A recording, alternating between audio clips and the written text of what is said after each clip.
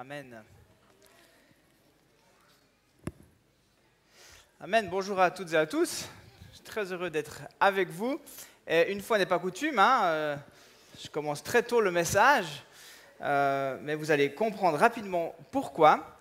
Et je peux dire une chose, c'est qu'ici ça sent le feu, mais je pense que là-bas aussi. Non, merci au flambeau de parfumer notre salle, mais une chose qu'ils n'ont pas dit, c'est que normalement les chemises ne doivent pas être lavées.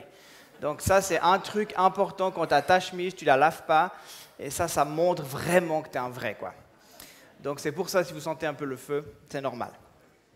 Bon, ce n'était pas le sujet du jour. Ce matin, effectivement, j'ai quelque chose sur mon cœur. J'aimerais commencer une petite ou une courte série sur l'adoration. Et le titre de cette série est celui-ci, comment faire grandir mon cœur d'adorateur. Et vous le savez certainement, mais peut-être c'est bon de le rappeler, et je pense qu'il y a des choses qui seront des rappels pour beaucoup. L'adoration, ça ne se résume évidemment pas à ce qu'on peut vivre le dimanche matin. L'adoration, c'est un style de vie. Toute notre vie devrait lui rendre gloire. Mais ce moment qu'on vit le dimanche matin, ce moment qu'on appelle temps de louange, c'est une adoration, c'est un temps d'adoration qui est communautaire. Puis c'est bon de le rappeler, ce n'est pas une équipe qui est devant, c'est l'adoration du peuple de Dieu, c'est l'adoration de la communauté qui est là. C'est l'expression de notre louange à Dieu par le chant. Mais alors que je parle d'adorer et de louange, j'aimerais vous poser la question, ou te poser la question ce matin. Qu'est-ce que c'est pour toi? Qu'est-ce que c'est pour toi l'adoration? Qu'est-ce que c'est pour toi la louange? Que fais-tu durant ce temps d'adoration? Est-ce que tu répètes les paroles machinalement? Est-ce que tu penses qu'enfin, après, il y aura le message de la parole? Enfin, c'est ça qui est important, puis il reste moins. Est-ce que tu es en train de penser à ton repas de midi? On dit souvent je vais au culte. Je vais au culte. Mais c'est faux de dire comme ça, en fait. Nous sommes ici pour rendre un culte à Dieu. Et je peux vous assurer que le moment où vous rendez un culte à Dieu, ce n'est pas tellement celui où tu écoutes le message. C'est celui où tu es dans l'adoration. C'est ce moment-là où tu adores ton Dieu, ton Seigneur. Et j'aurais pu citer plein de gens, et il y aura probablement encore plein de choses qu'on va découvrir dans ces prochaines semaines, mais j'aimerais citer notre ami Sylvain Frémont, qui a écrit ce livre « Revenir au cœur de l'adoration ». On le connaît bien, il est proche d'ici, ce n'est pas un adorateur lointain.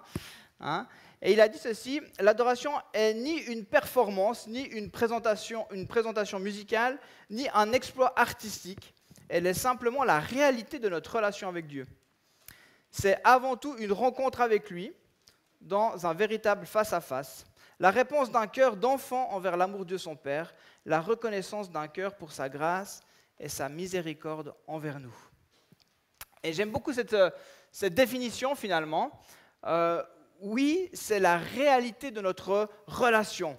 Et mon but dans cette série, ce n'est pas de vous dire vous avez un problème avec votre relation avec Jésus, il faudrait que vous adoriez mieux, il faudrait que vous adoriez plus. Ce n'est pas ça que j'ai envie de vous dire du tout, mais j'ai envie que vous ayez goût. J'ai envie que vous preniez goût, j'ai envie que vous désiriez plus, vous désiriez grandir, goûter, vous délecter dans la présence de Dieu. Et c'est ça qui est sur mon cœur. Je prie pour qu'on ait des temps, des vrais temps d'adoration en fait. Je prie que le Saint-Esprit touche nos cœurs, pas juste les vôtres, le mien avec vous, que notre adoration ne soit pas une démarche intellectuelle, mais que ce ne soit pas un moment à passer, parce que pour certains c'est peut-être ça, c'est le moment à passer dans le culte, mais le reste c'est sympa. Ou bien que ce soit juste, c'est le temps prévu dans le programme, ou alors que ce soit le dernier moment pour arriver au culte, les amis. Non, s'il vous plaît. Non. Mais ce soit une adoration d'un cœur qui est touché par la présence de Dieu. Bouleversé, les amis, bouleversé par qui est Dieu. Une seconde définition, l'adoration, c'est l'activité qui consiste à glorifier Dieu en élevant nos voix devant lui de tout notre cœur.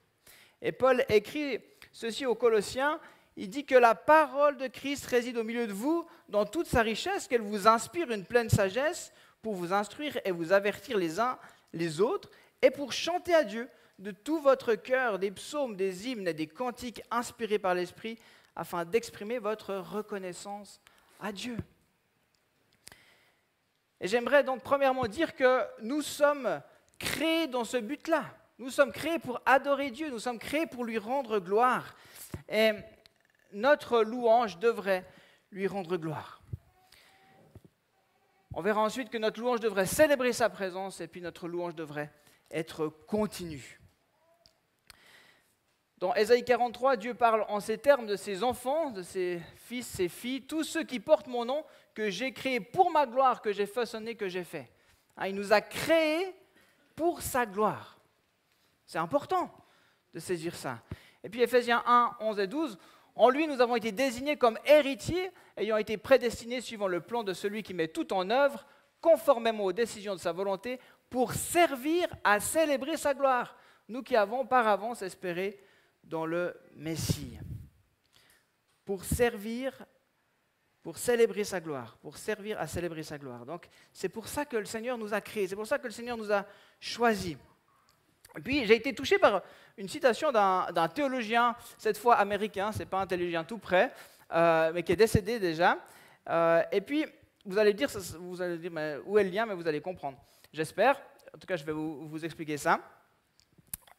Edmund Clooney a dit ceci: Dieu a demandé au Pharaon, laisse aller mon peuple pour qu'il me rende un culte dans le désert. Dieu les a fait sortir d'Égypte afin de les faire entrer dans son assemblée, dans la grande compagnie de ceux qui se tiennent devant sa face. L'assemblée de Dieu au Sinaï est donc le but immédiat de l'Exode. Dieu amène son peuple dans sa présence afin qu'il puisse entendre sa voix et lui rendre un culte. Et en fait, quand j'ai lu ça, ça m'a parlé parce que moi, j'ai toujours vu les mots de Dieu, laisse partir mon peuple, il faut qu'ils aillent me rendre un culte, comme une excuse que Dieu avait trouvée pour que Pharaon libère son peuple. Il fallait bien, à un moment donné, qu'il laisse partir ce peuple dans le désert.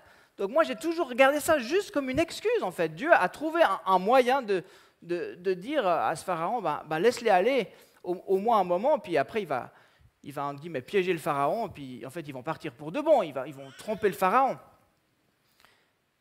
Puis là, en lisant ça, je me suis dit, mais non, c'est vraiment l'intention de Dieu. C'est vraiment ce qui s'est passé. Dieu ne ment pas. Donc Dieu amène son peuple dans sa présence afin qu'il puisse entendre sa voix et lui rendre un culte. Et nous, c'est pareil aujourd'hui. Nous aussi, on a été libérés de l'esclavage, lavés de nos péchés, pour être dans sa présence, pour lui rendre un culte, pour l'adorer. C'est le cœur de Dieu, c'est son désir. Donc l'adoration et la présence de Dieu sont évidemment liées. La présence de Dieu nous invite à l'adoration. La présence de Dieu nous pousse sur nos genoux.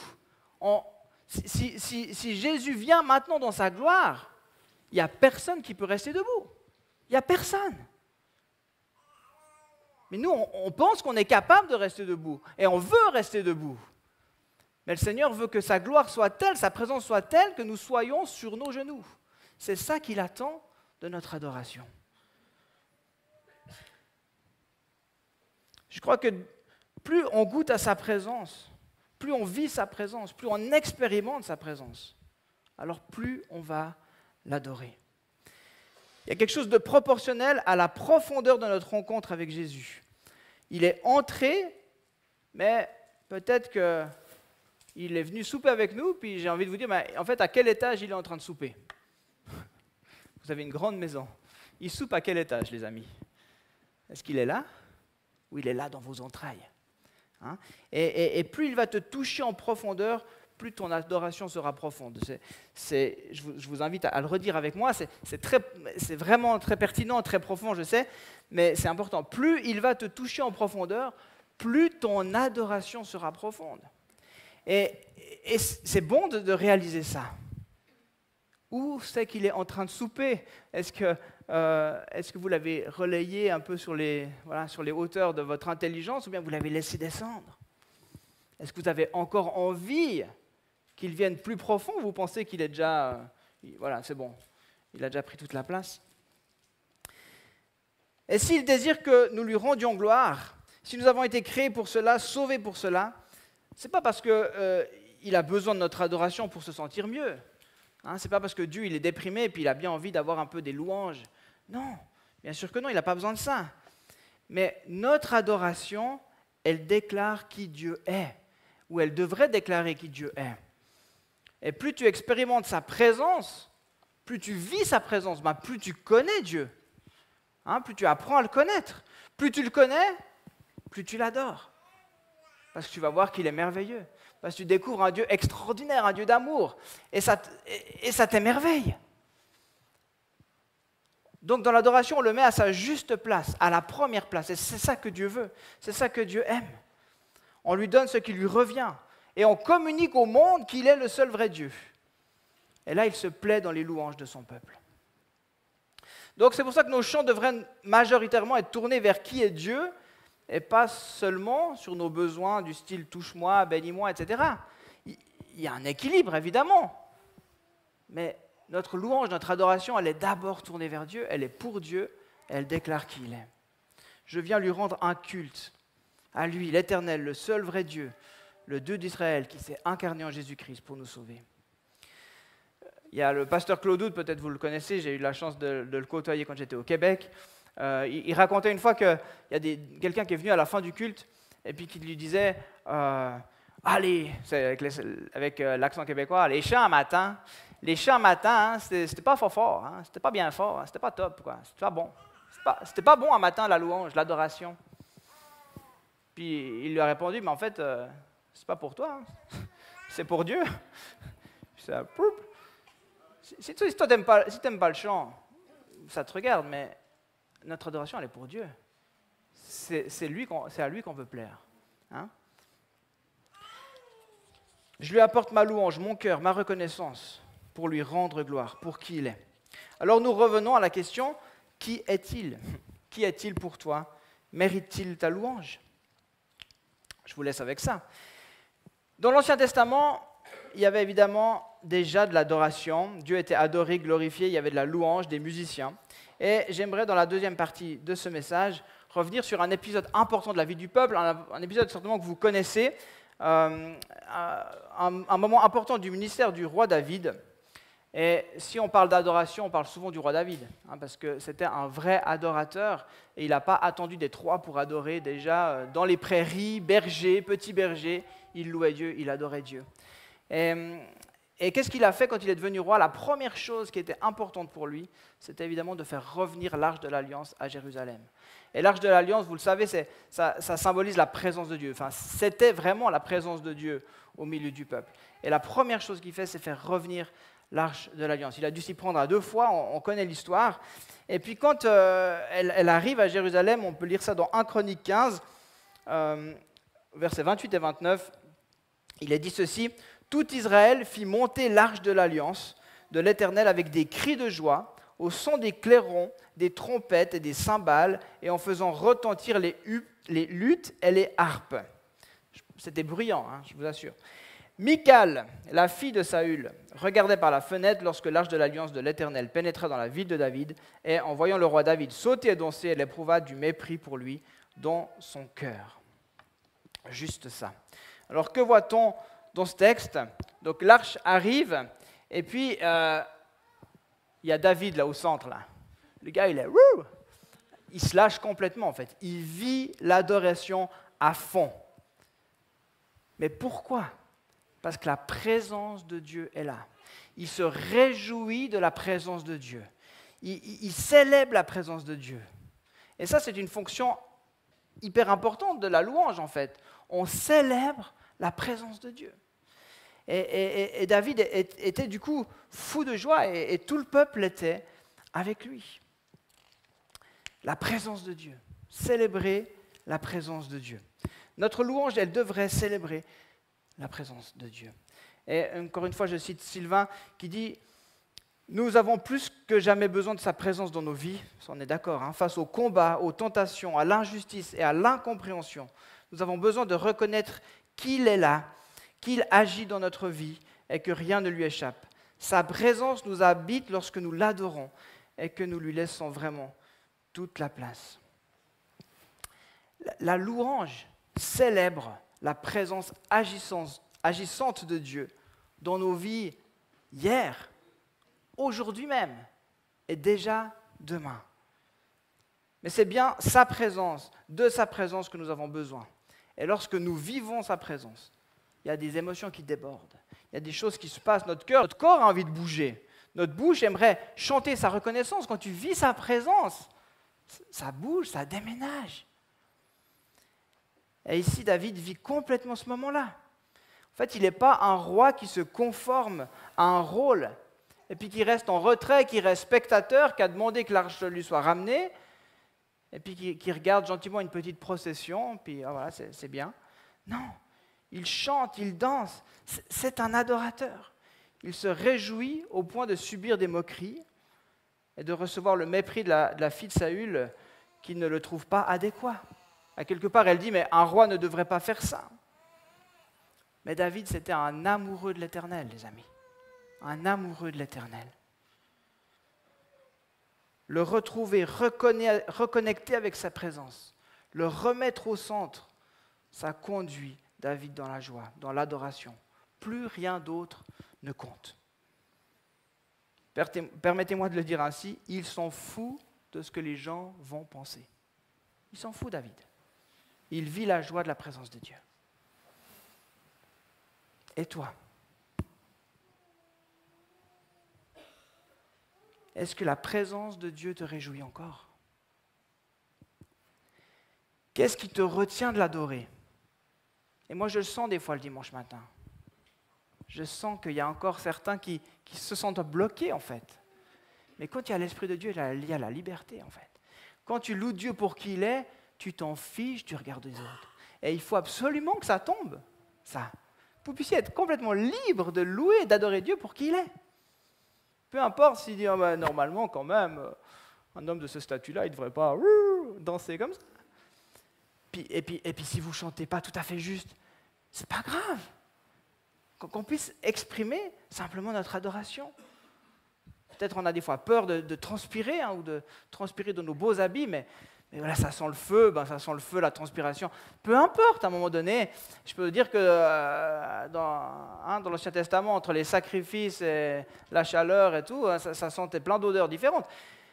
C'est pas ça qui compte. C'est pas ça qui compte. Peut-être qu'on parle de parfum d'adoration, on s'attend à un truc, une petite odeur sympa, mais peut-être que cette odeur de transpiration qui monte de cœur, qui transpire pour Jésus et qui aime Jésus, c'est plus important qu'un joli petit parfum. Est-ce que sa présence te touche suffisamment en profondeur pour que tu sois poussé sur tes genoux, pour que ta louange jaillisse comme un cri de joie, un cri de reconnaissance? Et j'aimerais vraiment vous encourager, j'aimerais vous dire qu'on le désire ici aussi en tant qu'équipe pastorale, on désire que ce lieu soit un lieu d'adoration, que ce soit un lieu de liberté, où son esprit puisse agir. Et peut-être pour certains c'est un apprentissage, mais tu peux vivre la louange. Et nous lui offrons un cadeau, un sacrifice de louange ensemble. Il n'y a pas de place pour Michal ici. Il n'y a pas de place pour Michal dans le nom de Jésus. Et si, comme je dis, si tu n'aimes pas chanter, réjouis-toi simplement de sa présence. Peut-être proclame qui il est pour toi. Tu peux peut-être pas, t'aimes pas chanter, mais proclame, il est qui pour toi, ce Dieu-là? Remercie-le. Prie les paroles des chants qui sont bibliques, qui élèvent Dieu, qui décrivent qui il est. Tu peux juste les prier, ces paroles-là. Pas besoin de chanter forcément. Et qu'est-ce qui se passe ensuite? Si je continue notre texte, David met en place des Lévites pour louer et célébrer Dieu. Et il est dit, donc, un petit peu plus loin, le chapitre suivant, 1 Chronique 16, verset 7, et puis on va lire le 37. C'est ce jour-là que David chargea pour la première fois Asaph et ses frères de célébrer les louanges de l'Éternel. Et au verset 37, David laissa là, devant le coffre de l'alliance du Seigneur, Asaph et ses frères, pour qu'ils officient constamment devant le coffre, selon l'ordre de chaque jour. Alors j'ai mis la louange devrait être continue, il y a ce constamment qui est là. David, en fait, il met une équipe de louanges en place pour célébrer continuellement la présence de Dieu. Ce n'est pas le but de mettre une équipe de professionnels, puis eux, ils font la louange, puis plus les autres. Mais c'est vraiment cette idée que la louange de Dieu, la présence de Dieu, elle mérite notre adoration tout le temps, toujours. Jésus a dit « Je serai tous les jours avec vous ». Il l'est. Alors, tous les jours, notre louange peut jaillir. Et entre le verset 7 et le verset 37, en fait, il y a 3 textes qui sont des psaumes de David. Et c'est comme si c'est l'instruction qu'il donne pour son peuple. C'est comme s'il leur dit il leur communique l'essence de l'adoration pour que eux aussi puissent rentrer, qu'ils puissent avoir ce cœur à cœur, que leur cœur d'adoration grandisse. Et on va rapidement lire je ne vais pas tout lire, j'ai sélectionné bien sûr ces passages. Et dans le premier passage, c'est juste intéressant de voir qu'est-ce qu'il leur dit. Pourquoi il met ces 3 textes-là? Pourquoi il met ces 3 choses-là? D'accord? C'est comme si finalement on a le message. C'est quoi l'adoration? C'est là. Et il dit au verset 8, « Louez l'Éternel, faites appel à son nom, faites connaître ses hauts faits parmi les peuples, chantez en son honneur, jouez de vos instruments en son honneur, célébrez toutes ses merveilles, placez votre fierté dans son nom. Que le cœur de ceux qui cherchent l'Éternel se réjouisse. Ayez recours à l'Éternel et à sa force. Recherchez constamment sa présence. » Voilà ce qu'il dit. Il leur dit, mais louez, chantez. Il leur dit d'apporter une louange qui s'adresse à Dieu pour qui il est. Une louange qui lui rend gloire pour ce qu'il a fait et ce qu'il fait encore. Il l'encourage à rechercher la présence du Seigneur au travers de la louange. Et puis dans le second texte, un passage qui correspond au psaume 96, il est dit « Chantez en l'honneur de l'Éternel, habitants de toute la terre, annoncez de jour en jour son salut, racontez sa gloire parmi les nations, ses merveilles parmi tous les peuples, famille des peuples, rendez à l'Éternel gloire et honneur. Rendez à l'Éternel la gloire due à son nom, apportez-lui des offrandes et venez en sa présence, prosternez-vous devant l'Éternel avec des ornements sacrés. » Donc ici, il étend cette louange à la terre entière. Il leur dit cette louange qui raconte ce que Dieu fait, qui le présente, qui lui rend gloire. Ça, c'est source de salut.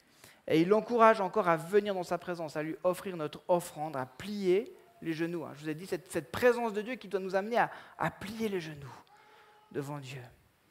Et puis ce troisième passage qui correspond à des bouts du psaume 106, où il est dit « Célébrez le Seigneur, car il est bon, car sa fidélité est pour toujours.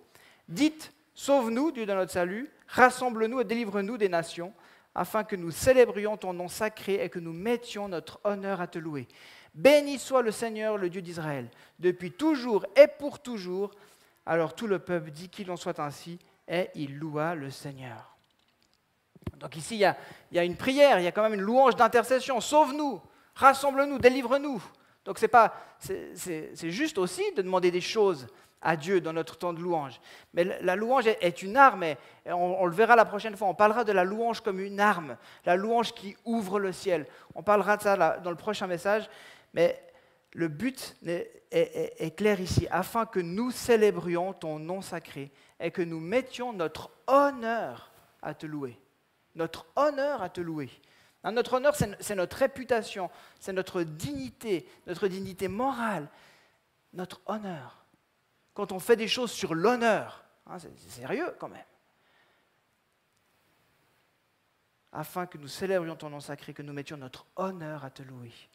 Et le peuple dit alors qu'il en soit ainsi, et ils vont louer le Seigneur encore, ils vont continuer, et ils entrent dans cette vie d'adoration qui célèbre la présence de Dieu.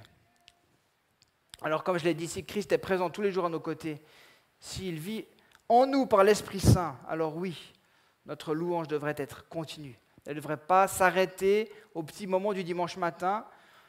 La louange, c'est notre réponse individuelle et collective à qui Dieu est et à ce qu'il fait, qui se manifeste au travers de nos paroles et de notre manière de vivre. Donc l'adoration, c'est complet, c'est nous, c'est un style de vie. Alors pour que notre cœur d'adorateur grandisse, notre louange, elle est appelée à rendre gloire à Dieu. Notre louange, elle est appelée à célébrer sa présence. Elle est appelée à continuer au travers de qui nous sommes. Et j'aimerais terminer par ces quelques mots. plus tu seras conscient de son œuvre pour ta vie, plus tu auras envie de l'adorer. Il y a un verset qui dit, celui à qui on a pardonné beaucoup, il pardonne aussi beaucoup. Ou celui qui a pardonné beaucoup, on lui pardonnera beaucoup. Et moi, je crois vraiment que quand on est conscient de la grâce de Dieu, de la force de l'œuvre de Dieu en nous, alors notre adoration, elle est aussi puissante. Plus tu te rapprocheras de Jésus, plus tu passeras du temps à genoux devant sa grandeur, sa beauté, son amour, sa gloire, plus tu connaîtras Jésus, plus tu l'adoreras. Donc revenir au cœur de l'adoration, c'est peut-être ce que nous sommes appelés à faire encore ce matin. Et on peut se poser encore quelques questions. Vous n'allez pas pouvoir y répondre peut-être toutes, mais c'est cette démarche qui est importante. On rentre dans un temps où j'ai envie de vous encourager, nous encourager en tant qu'Église. Apprenons à adorer. Entrons dans cette dimension d'adoration. Quand je dis apprenons, on pense à intellectuel. Vivons l'adoration. Vivons la présence de Jésus. Venons lui rendre un culte. Et ces questions, elles peuvent nous aider, mais à qui ma louange est-elle vraiment adressée, en fait? Est-ce que j'élève Dieu, le nom de Jésus? Quelle est ma réelle motivation pour louer et adorer? En fait, je viens au culte, par exemple. Qu'est-ce que je vis dans ce moment-là? Est-ce le fruit de sa présence dans ma vie, le fruit de cette rencontre, de ma connaissance de qui il est? Qu'est-ce qui se trouve vraiment au cœur de ma motivation, de mon adoration? Est-ce que je rends un culte à Dieu pour qui il est, ou est-ce que je viens d'abord pour moi? Alors oui, je vous invite ce matin à revenir au cœur de la louange. L'équipe de louange, elle peut venir justement. Nos lévites, ils peuvent venir. Et puis, on va entrer dans un temps d'adoration maintenant. Et j'aimerais vraiment qu'on puisse chacun le vivre. Voilà, on est tous, c'est vrai, on est tous différents. On a tous une manière différente de s'exprimer. J'en conviens, et je ne suis pas en train de dire qu'il y a une manière de faire. Et puis que forcément, si vous n'êtes pas debout, les bras levés, c'est qu'il y a un problème. C'est pas ça mon cœur ce matin. Vous pouvez rester assis, vous pouvez être contrit, il n'y a aucun problème avec ça. Ce qui compte, c'est est-ce que je rends un culte à Dieu? Est-ce que je l'adore vraiment pour qui il est? Est-ce que j'ai saisi pourquoi je fais ça? Qu'est-ce que je suis en train de faire? Qu'est-ce qu'on va vivre maintenant? Et je vous invite donc à revenir au cœur de la louange, à désirer sa présence, à quelque part revenir l'arche au centre et à remettre en place ce tabernacle de louange, que nos vies célèbrent sa présence, que nos vies lui rendent gloire pour qui il est. Et je vous invite à vous lever, pour tous ceux qui peuvent dire amen à ce que je viens de dire, que vous puissiez vous lever. Et je vous invite maintenant simplement à commencer à parler à Dieu. Commencez à parler à Dieu dans la liberté de l'Esprit qui nous unit. Commencez à parler à Dieu. Parlez-lui, réjouissez-vous, dites-lui combien vous l'aimez, combien il est précieux pour vous. Et on veut entrer dans ce temps d'adoration ensemble. Alléluia, Seigneur Jésus. Tous ensemble, on peut y aller maintenant. Seigneur Jésus, gloire.